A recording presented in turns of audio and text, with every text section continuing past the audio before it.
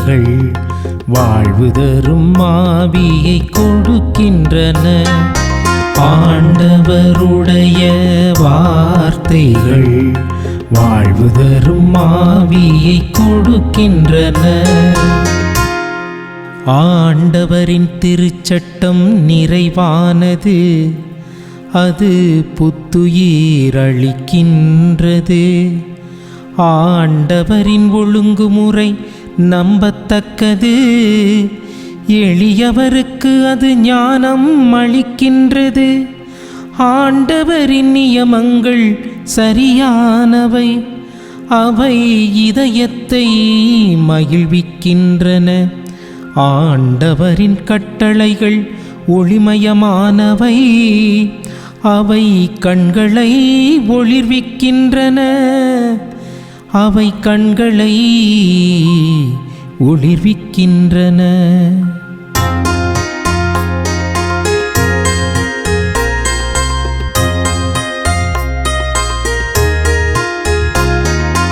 ஆண்டவருடைய வார்த்தைகள் வாழ்வு தரும் ஆவியை கொடுக்கின்றன.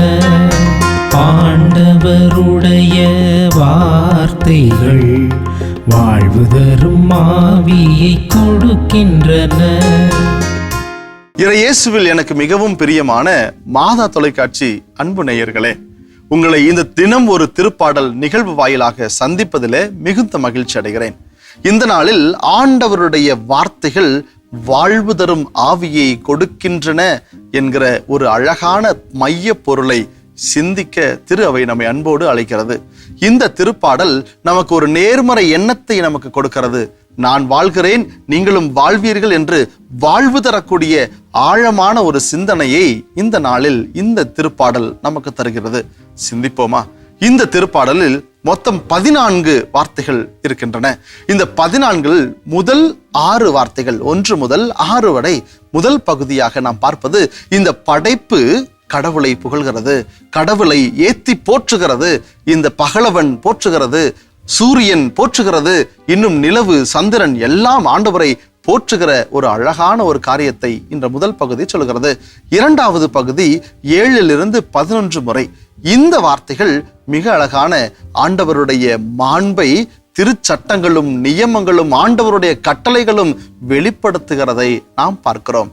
அன்புக்குரியவர்களே, மூன்றாவதாக 12 - 14 வரை உள்ள இந்த 3 வசனங்கள் நாம் பாவத்தை விட்டு மாசற்ற ஒரு வாழ்க்கை வாழ, பிழையில்லாத வாழ்க்கை வாழ, ஆண்டவரை கற்பாறையாய் உடன் கொண்டு நிலையான ஒரு வாழ்வை பெற்றுக்கொண்டு வாழ வேண்டும் என்கிற ஒரு அழைப்பை கொடுக்கின்ற திருப்பாடலாக இந்த திருப்பாடல் இருக்கிறது.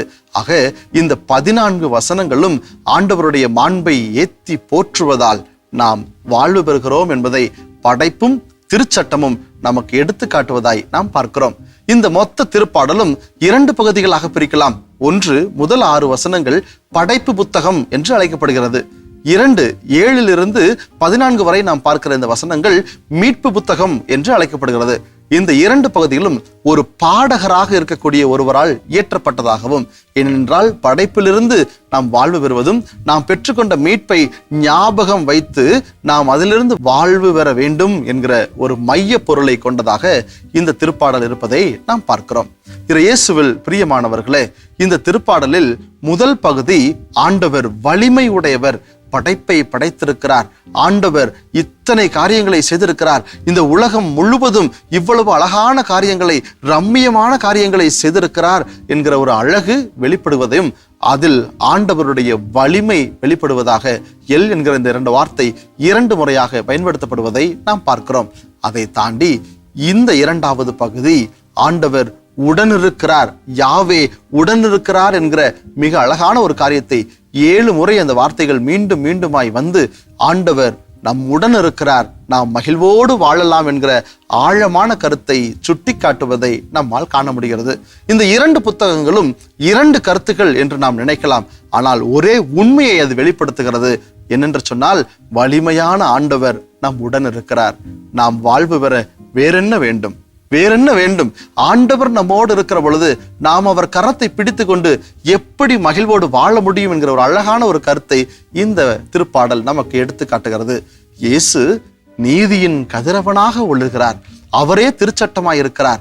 அவரே நமக்கு நியமங்களை தந்திருக்கிறார். அந்த நியமங்களை அதன்படி நடத்துபவரும் அவராகவே இருக்கிறார்.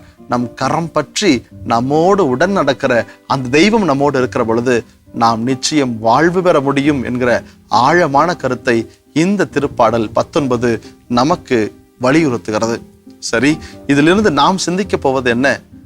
ஆண்டவர் வலிமையுடையவர். அவரோடு இருக்கிற வரை என்னுடைய பலவீனங்கள் எல்லாம் பலமாய் மாறும். இரண்டாவது, ஆண்டவர் உடன் இருக்கிறார். நம்மை விட்டு ஒருபோதும் அவர் விலகுவதில்லை. நம் கரம் பிடித்து நம்மோடு உடன் நடக்கிறார். எத்தீங்கு வரினும் அவர் நம்மோடு இருக்கிறார். அப்படி என்று சொன்னால் நாம் அவரோடு இருக்கிறோமா என்ற ஒரு கேள்வி. ஏன் பலமுறை ஆண்டவர் நம்மை தேடி தேடி வருகிற பொழுது நாம் ஆண்டவரை விட்டு விலகி விலகி போயிருக்கிறோம். ஆண்டவருடைய காரியங்களை செய்யாமல் தவிர்த்திருக்கிறோம். ஆண்டவரை மறுத்திருக்கிறோம், மறுதலித்திருக்கிறோம். நாம் சிந்திக்க வேண்டிய ஒரு காரியம், வலிமையுடைய ஆண்டவர் என்னோடு இருந்து எனக்கு வாழ்வு தருகிறார். ஆனால் நான் அந்த வலிமையுடைய ஆண்டவரோடு இருந்து வாழ்வை பெற்றுக்கொண்ட வாழ்வை முழுமையாக வாழ நான் தயாராக இருக்கின்றேனா என்ற சிந்தனையோடு இந்த திருப்பாடலை மீண்டும் ஒரு முறை வாசித்து நாம் இந்த நாளின் பயன் பெறுவோம். செபிப்போமா.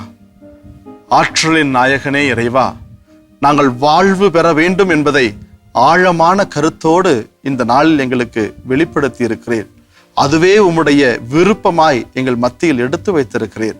நாங்கள் வாழ்வை பெற தடையாய் இருக்கிற அனைத்தையும் விலக்கிவிட்டு வலிமையுடன் உம்மை பற்றி கொள்ள நீர் எங்களுக்கு உதவி செய்வீராக. ஆண்டவரே, நீர் எங்களுடன் இருப்பதை போல நாங்களும் உடனிருந்து வாழ்வை பெற வேண்டும் என்று எங்களையே ஒப்புக் கொடுக்கிறோம். எங்கள் ஆற்றலின் நாயகனே இறைவா, ஆமென்.